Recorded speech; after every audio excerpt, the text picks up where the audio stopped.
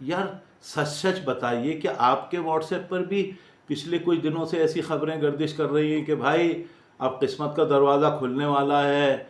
कल मेरे एक दोस्त ने बड़ी पूरी संजीदगी से मुझे फ़ोन किया और कहा, नदीम भाई ये सारी चीज़ें छोड़ें और ईरानी रियाल ख़रीद लें। अमेरिका ने पाबंदियां ख़त्म कर दी हैं और फिर पूरी ज़िंदगी पछताएंगे अगर आपने ये काम नहीं किया। मैं हैरान हूँ कि बग़ैर सरमायाकारी की तालीम के ये हर आदमी किस तरह बैनुल-अक़वामी मालियाती माहिर बन गया। कोई कह रहा है 2 करोड़ मैंने ख़रीद लिए, कोई कह रहा है 5 करोड़ ख़रीद लिए। तो आइए दोस्तों देखते हैं कि आज हम सुकून से बैठकर इस पूरी कहानी का पोस्टमार्टम करते हैं। आज कोई लंबा चौड़ा बोरिंग लेक्चर नहीं होगा, बल्कि एक हकीकत को जानने की कोशिश करेंगे और हंसते हंसते अगर किसी बड़े धोखे से बच सकते हैं तो ज़रूर बचेंगे। जी, इस वीडियो को आखिर तक ज़रूर देखिएगा ताकि हमने जितनी भी रिसर्च की है, जो भी कानूनी तरीक़े, महफूज तरीक़े आपको बता सके, आपको ज़रूर बताएंगे। तो दोस्तों आइए दिमाग को ज़रा थोड़ी देर के लिए हमारी तरफ मुतवज्जो कर लीजिए। 5 करोड़ का नफसियाती धोखा। चलिए सबसे पहले इस लफ्ज़ की बात करते हैं जो सुनते ही हमारे अंदर का सोया हुआ अमीर आदमी जाग उठता है। 5 करोड़, जी हाँ, हमारे मुल्क में अगर किसी के पास 5 करोड़ हों तो डिफेंस, बहरिया या किसी भी अच्छी जगह एक बंगला ख़रीद सकता है, नई गाड़ी ले सकता है, बच्चे बेहतरीन स्कूलों में पढ़ सकते हैं। इसलिए 5 करोड़ का लफ्ज़ हमारे जहन में बहुत बड़ी दौलत की अलामत बन चुका है इस वक्त। लेकिन दोस्तों अफसोस, करेंसी मार्केट में यही तादाद का खेल एक बहुत बड़ा नफसियाती धोखा होता है। जी बिल्कुल। आइए एक आसान हिसाब किताब करते हैं जिससे हमारे दोस्तों को कुछ समझ आए। करेंसी मकदार पाकिस्तानी रुपए में असल मालिया, जी भाई 5 करोड़ ईरानी रियाल हमारी पाकिस्तानी रुपए 30,000 में आ रहे हैं। जी बिल्कुल, आपका दिल तोड़ने के लिए माजरत, लेकिन ईरान कई बरसों से शदीद महंगाई, हाइपर इन्फ्लेशन का शिकार है। बेतहाशा इन्फ्लेशन है वहाँ पे, इस हद तक कि वहाँ के नोटों की कदर मुस्तकिल कम हो रही है। और पाकिस्तान में अगर हम अपनी जेब से सिर्फ 30,000 रुपये खर्च कर लें तो हम 5 करोड़ ईरानी रियाल हासिल कर सकते हैं। तो लेकिन ज़रा थोड़ी देर ठहरिए दोस्तों। अगर आप 5 करोड़ ईरानी रियाल हासिल कर लेते हैं और अपनी जेब में 1 साल तक रखते हैं तो अगर उस पर 15-20% मुनाफा मिलता है तो कितना मिला मुनाफा? 4-4.5 हज़ार रुपये।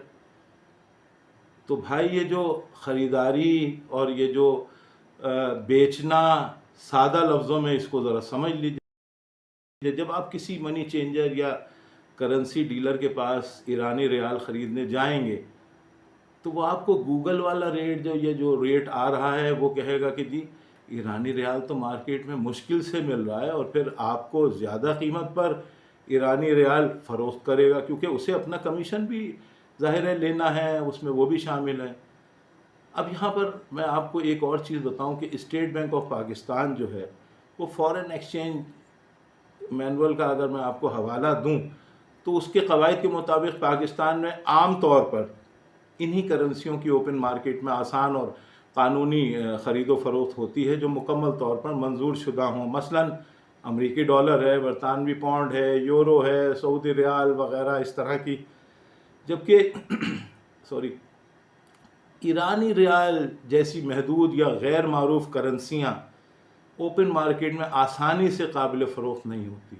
बिल्कुल इसी तरह ऐसी सूरत हाल में लेन देन अक्सर गैर रस्मी या ग्रे मार्केट की शक्ल इख्तियार कर लेता है। अगर कल कोई मनी चेंजर आपको जाली नोट दे दे या बाद में वो आपसे कहे कि करेंसी वापस ख़रीदने से वो इनकार कर दे तो आपके लिए कोई कानूनी तहफ़्फ़ुज़ नहीं है और ना ही आप कोई कानूनी तहफ़्फ़ुज़ हासिल कर सकते हैं। चलिए फ़र्ज़ कर लेते हैं महंगे दामों ईरानी रियाल ख़रीद लिए और 1 साल तक आपने संभाल कर रखे।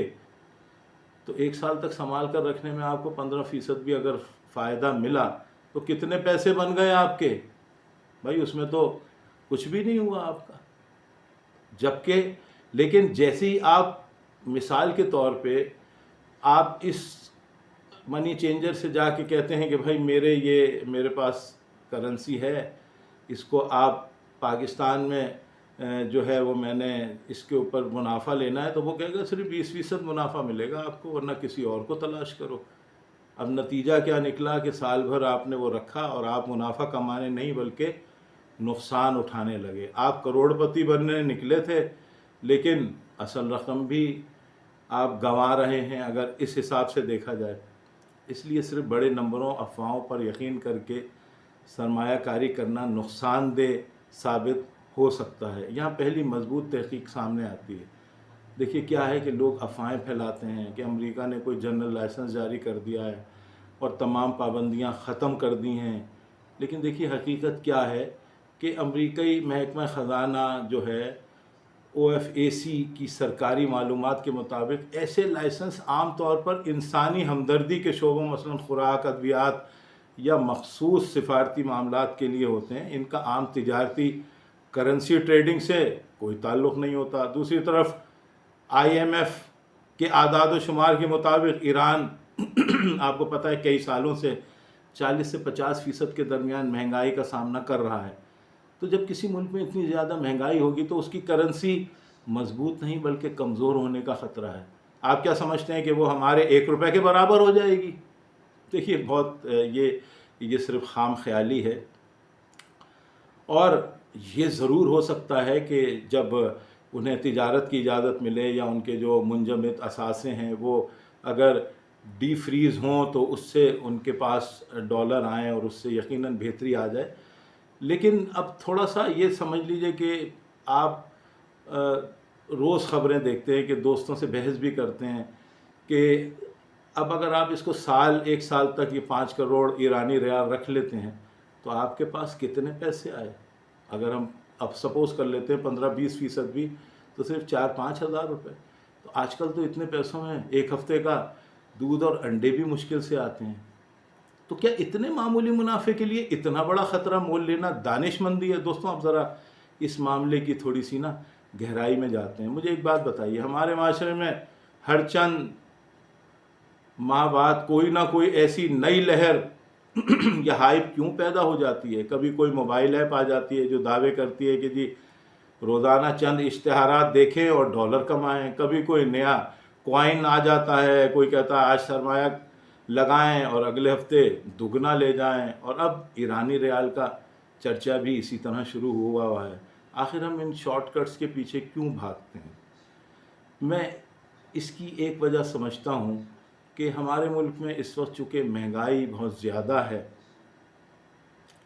اور لوگ بجلی، گیس اور روزمرہ ضروریات کے اخراجات کی وجہ سے پریشان ہیں، تو ہر شخص کسی نہ کسی مالی دباؤ اور پریشانی کا شکار ہے۔ ایسے میں ہر کوئی یہ چاہتا ہے کہ کوئی ایسا جادوئی نسخہ مل جائے جو ایک ہی جھٹکے میں تمام مسائل حل کر دے۔ لیکن میرے عزیز دوستوں، خاص طور پر نوجوان، ان سے میں ایک بات کہنا چاہتا ہوں کہ زندگی کا ایک اصول یاد رکھیں۔ شارٹ کٹ اکثر انسان کو ایک ایسے لمبے راستے پر لے جاتا ہے جس کے آخر میں صرف پچھتاوا اور نقصان ہوتا ہے۔ دیکھیے سرمایہ کاری میں سمجھتا ہوں کوئی لاٹری نہیں ہے، یہ ایک ایسا سلسلہ ہے کہ اس میں کوئی راتوں رات امیر نہیں بن سکتا۔ اگر بھائی اتنا ہی امیر بننا آسان ہوتا تو یہ بڑے بڑے بینکس، بڑے بڑے کاروباری ادارے اپنی تمام فیکٹریاں اور کاروبار بند کر کے صرف کرنسیاں ہی خرید رہے ہوتے۔ تو اصل دولت کیسے بنتی ہے؟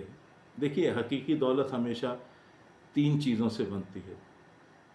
سب سے پہلے تو علم ہے، صبر ہے، اور اس کے بعد درست اثاثوں میں سرمایہ کاری۔ جو لوگ مستقل مزاجی تحقیق اور سمجھداری کے ساتھ فیصلے کرتے ہیں وہی طویل مدت میں کامیاب ہوتے ہیں۔ لہذا دوستوں، کسی بھی سرمایہ کاری سے پہلے مکمل تحقیق کریں، افواہوں پر یقین نہ کریں، جذبات کے بجائے حقائق پر فیصلہ کریں، اور ہمیشہ خطرات کو سمجھ کر قدم اٹھائیں۔ دیکھیے یہی وہ فرق ہے جو کامیاب सरमाया कार और नुकसान उठाने वाले शख्स के दरमियान होता है। तो देखिए, एक चीज़ याद रखिए कि मैं ये नहीं कह रहा कि ईरानी करेंसी के ऊपर जाने के चांसेस नहीं हैं।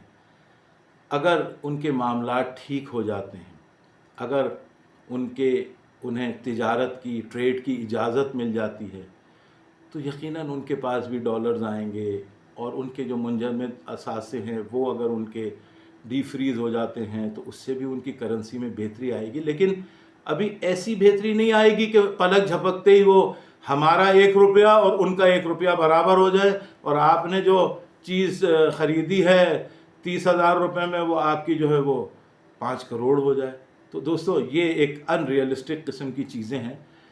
और बहुत सारी चीज़ें हैं, आप उसमें भी सरमायाकारी कर सकते हैं। जैसे लोग आजकल चांदी ख़रीद रहे हैं। इसके अलावा जो एथेंटिक किस्म के जो भी आपके इदारे हैं इस तरह सरमायाकारी के, उसमें आप सरमायाकारी करके बेहतरी अपने लिए ला सकते हैं। लेकिन देखिए, इस करेंसी के लिए अगर मैं आपको बिल्कुल पक्की बात बताऊं तो इसमें ये गुंजाइश ज़रूर है कि इनके हालात बेहतर हो सकते हैं। यकीनी तौर पे ये एक ऐसा मुल्क है जिसने बेतहाशा सरवाइव किया है बुरे हालात में, इतने अरसे से उन पे सैंक्शंस लगी हुई हैं। लेकिन जब ये सारी चीज़ ख़त्म होगी तो ऐसा हो नहीं सकता कि उनकी करेंसी बेहतर हो, लेकिन पलक झपकते ही एक दिन में ये काम नहीं हो जाएगा। दोस्तों देखिए, आखिर में मैं आपसे एक बात यही कहूँगा कि सरमायाकारी का मकसद जल्द अमीर बनना नहीं होता, बल्कि अपने सरमाए को दानिशमंदी के साथ बढ़ाना जो है वो सबसे बेहतर होता है। अपने पैसे को सही जगह लगाएं ताकि आपका सरमाया आपके लिए मज़ीद सरमाया पैदा करे, ना कि आप रोज़ाना अफवाहों और व्हाट्सएप फॉरवर्ड्स के पीछे पड़ जाएं। तो दोस्तों, नदीम हाशमी विजन देखते रहिए।